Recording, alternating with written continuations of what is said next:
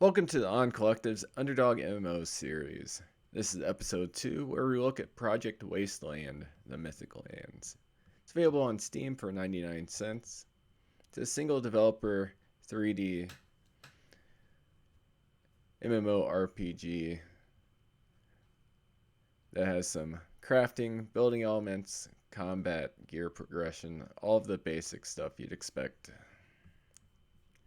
And let's go ahead and get some gameplay footage on the screen. The goal of this series is to go over the game world in a fair amount of detail.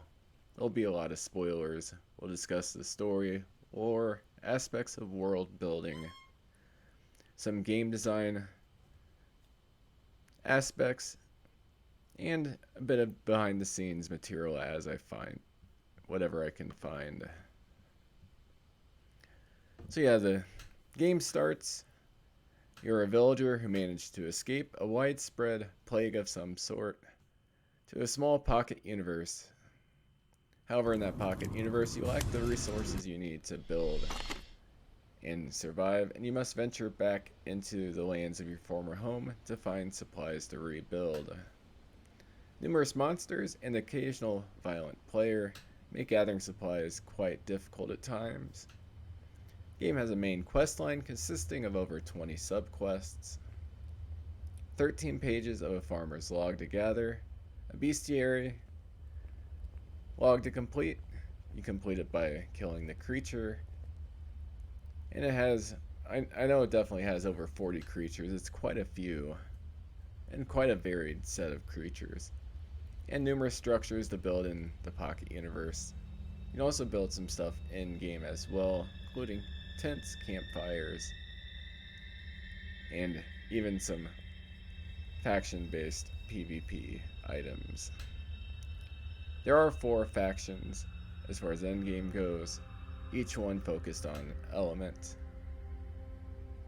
When I played, Meg and I were both of the Earth faction. There's also an achievement hall you can build if you're the type of person who loves collecting stuff, and quite a bit of shelves to complete in there.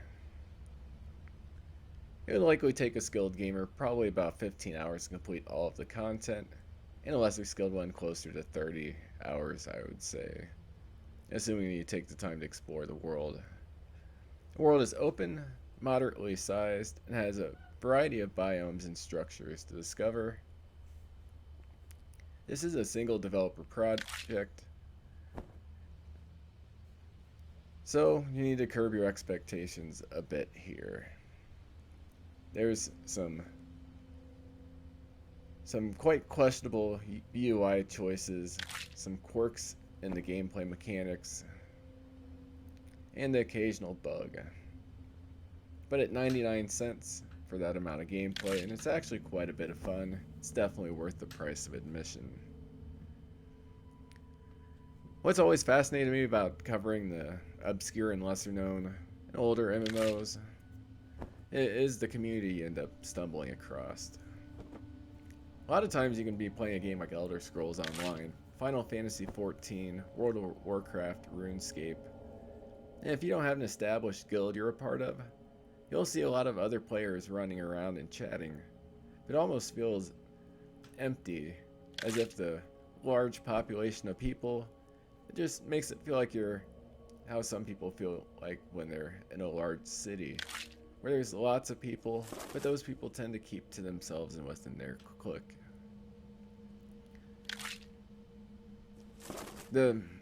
With the lower population games, you tend to have a very close-knit community, and you also have the benefit of often being able to contact the developer and actually get quite a bit of their time to discuss their game.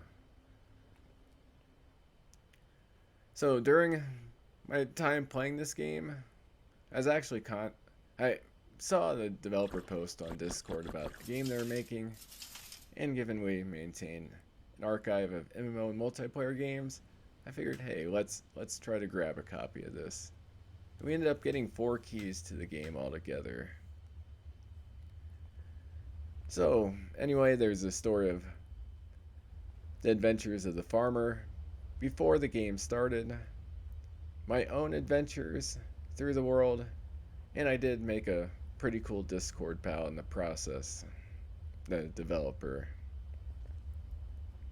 In a lot of ways, the general plight of the villager and the developer, they have some, there's some parallels there. Villager has the seemingly insurmountable task of defeating quite large mobs and quite powerful enemies in a force they don't quite understand that well, in a world that's been utterly destroyed for the most part. While the developer is trying to market an MMO in a market that's oversaturated with titles, lots of pretty poor quality titles. But yeah, both have insurmountable odds placed before them.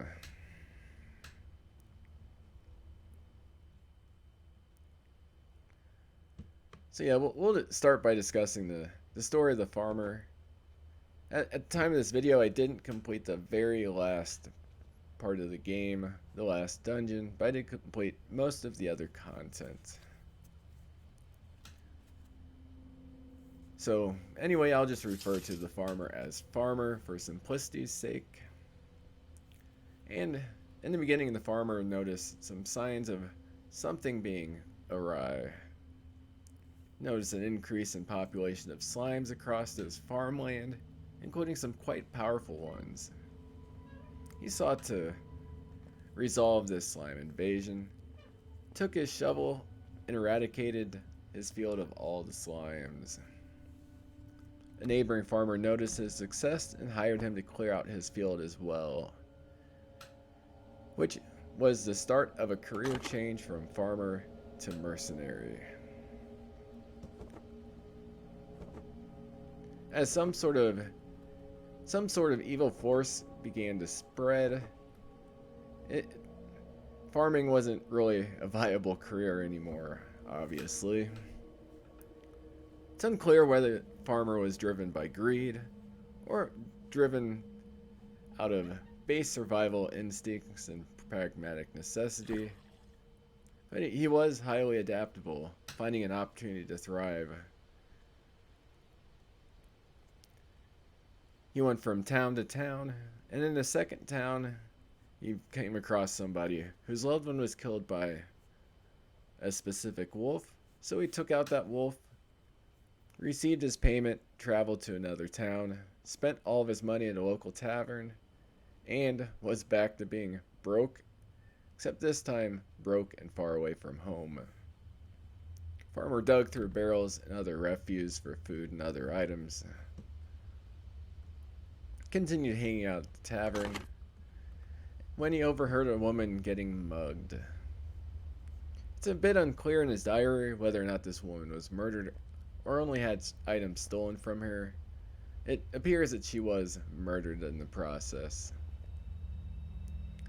But what was clear is that the farmer saw an opportunity to turn around his dire financial situation. Seeking to maximize his payment, he didn't attempt to rescue the woman while she was getting mugged. He did get a glimpse of the perpetrator and continued to hang around the tavern until the husband came in. After talking to the husband, the farmer was paid half of the money that the couple had set aside to purchase an additional plot of land as down payment to get vengeance against the mugger, with the other half payable upon job completion. Farmer figured he'd skip town with the money with the down payment, and figured he wouldn't actually end up doing the job. An example of his definitely questionable behavior and ethics. It's strange how small the world can seem at times. You'll often run into people that you'll be out someplace and run into people you know, even if you're in a mid-sized city. In the case of Farmer, he ended up running into the mugger as soon as he entered the next town over from where the woman was mugged. The mugger was engaging in the sales of contraband, including powerful potions. Feigning disability, Farmer faked a limp and portrayed himself to be quite weak and disabled, yet interested in what the mugger had to sell. So they went behind a church, out of view of everybody, to complete this transaction, and that's where the farmer ended up killing him. He returned to the husband, who was overjoyed, buying a drink and paying the remaining gold to the farmer. Farmer heard stories about powerful items for sale in the desert region and decided to seek those out. And that's when he came across a group of demons encircling a giant demon, with the circling smaller demons performing some sort of archaic ritual. After about 5 minutes, the giant demon was forced through a portal and the demons scattered. The farmer tried to track down the demons after they fled, figuring he'd have a chance in the fight against individual ones, and was unsuccessful. He waited on a nearby path, contemplating what to do next. That's when an old mage walked by. He ended up talking to the old mage about what he saw. They returned to the site and saw that there was a strange haze seeping out of the portal. The old mage immediately recognized that this haze was corruption from a defeated future, and he lacked any solution to the issue. Knowing that the lands would be engulfed in this haze in the coming days, and knowing that this would make the land uninhabitable to the non-corrupted humans, the old mage and farmer went to the mage's cottage, where the mage discussed how the farmer could take a portal to a pocket universe for safety. So I'll leave out the very last part of the story. The farmer is a morally ambiguous character. It's not necessarily the writer's intent, but he definitely comes across as acting highly pragmatic and self-interested at times. Yet, towards the end, he was willing to work with the old mage, not expecting anything in return, likely realizing how dire the situation had become. He adapted to the circumstances and his environment, which was an environment full of corruption to begin with, even before the corrupted haze entered. Farmer wasn't really a good nor evil character, simply human. Like many of us, sometimes we act in highly self-interested ways, sometimes we act empathetic. And when you're faced with a serious, dire situation, it's quite frightening. It's really unknown how you're going to act until you actually face those situations. So yeah, that's the point prior to the player entering the world. It's a sufficiently well-constructed story that's interesting, could be fleshed out a bit more. It'll have a bit more detail, and the writing itself could be cleaned up a bit, but it suffices. It held my interest, which is something a lot of the much more popular, well-funded MMOs fail to do. So yeah, the actual player adventure, you start out in your pocket universe. You have one portal, and you'll see that there's a place to put a stone, a gem to get 3 additional portals, which you'll gather through your questing. You'll get those gems from specific boss creatures. So when you start off, you'll begin with a few sub-quests relating to basic gathering and crafting, eventually resulting in the creation of a bronze sword, which is quite useful for the early game content. But you'll want to ditch this sword pretty quickly with something else you find, likely through loot, or you can also start mining better materials, like materials to make iron or steel ingots. What you'll notice at first is all the helpful NPCs are ghosts, which are perhaps the spirits of previous residents who are unable to escape the haze of corruption. Yet, the spirits themselves do not fall under the spell of the corruptive force. So after you craft your first sword, you'll be sent on a quest to gather a lunchbox from a nearby crypt, which is the first dungeon you'll likely experience in the game. And it is a bit of a ludicrous sounding quest. Plenty of MMOs have that style of fetch this item from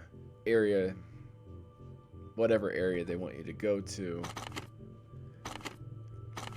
But it at least attempts to retain story and gameplay integration, which this game tries to do during the quest sequences. So once you get the lunchbox, you'll return it to an NPC near Permafrost Village, which is your first adventure outside the grasslands to a new biome. It's the tundra area. It's basically there's a tundra, there's a desert, there's your grasslands, and a few other areas in the game that you'll discover.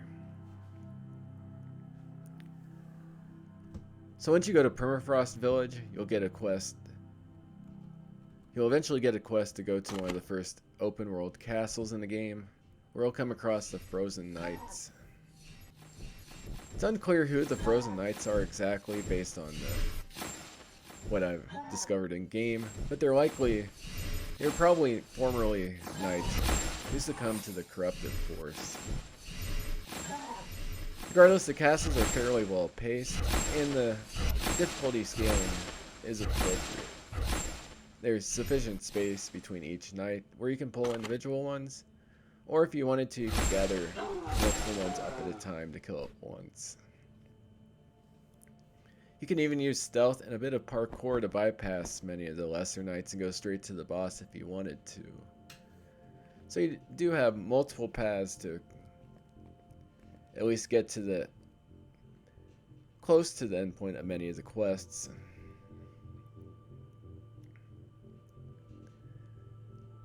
The mobs do follow rather predictable paths, and they often don't attack despite clearly being in a range where if this was real life they would see you and attack you. That's a bit of a nitpick. That's something you see in lots of MMOs. And if you were to make this game uber realistic, it would likely take away from the fun and just make it more frustrating for the new player. So yeah, as you continue your adventures, you'll discover a variety of potentially sentient beings, including the orcs, who have a village they've constructed. There's some goblins, wraiths and demons, and plenty of other non-sentient creatures. Specific creatures tend to inhabit their preferred biomes. Find snakes, the serpents in the desert. The wolves tend to stay in the tundra. The spiders tend to stay in the plains, etc. So yeah, that's a bit of the lore and story from Project Wasteland.